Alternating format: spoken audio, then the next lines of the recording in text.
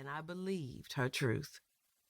Many a night, the asthmatic attack was so severe that I would secretly turn on the nightlight so as not to disturb the rest of the household, and prop up several pillows against the sofa so I could quietly sleep, sitting up all night, enduring 8 hours of pain and tightness in my chest. I would wheeze a lot, sleep a little, and pray, as I sat in fear of the next breath being my last. This inner turmoil would go on till the crack of dawn, for just as the sun was coming up, so too my breath, life, would return. A quiet miracle. Once again, by the Creator's grace and my faith in my mama's words, I survived another night.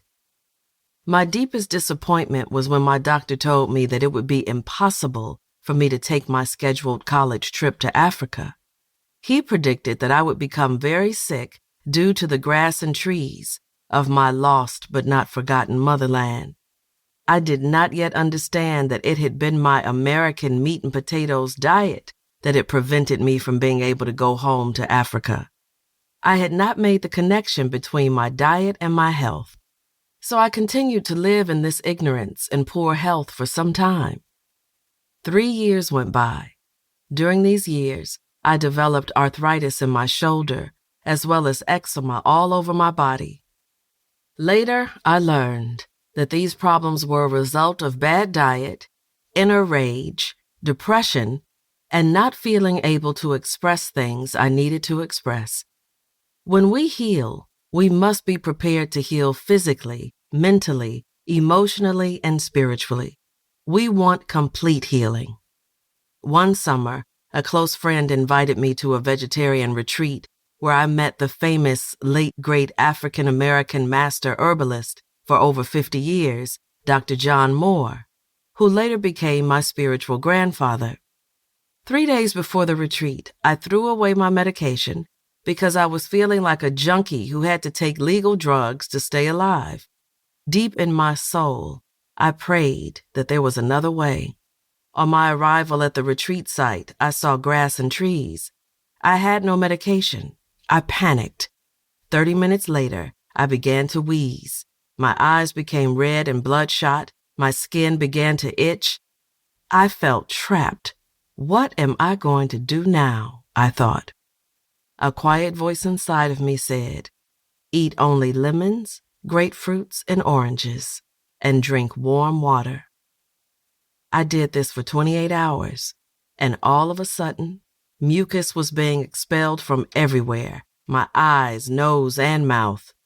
After about 24 hours of releasing in this way, I was able to breathe normally. My eyes became white, my skin stopped itching, and I was emotionally at peace. For the remainder of the retreat, I listened ecstatically to Dr. Moore and other lecturers speaking on natural healing and nature cures. A whole new world opened for me.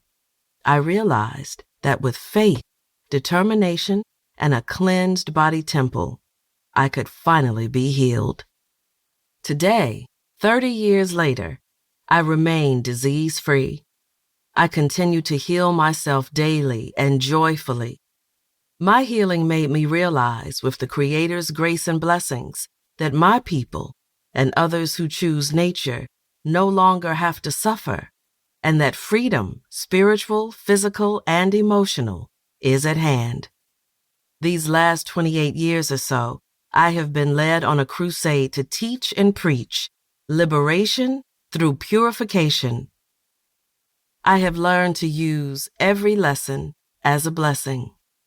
My recovery from my illness gave me the determination to support thousands through their healings. My illness, that turned to a healing, has served as a catalyst for the resurrection of a people. I do not claim these writings to be the whole story on healing. The other part is within you, other healers and would-be healers. However, the portion I'm led to share comes from my heart. Take this and use it wisely. Glory be to the One Most High. Chapter 1. A Cry for World Healing.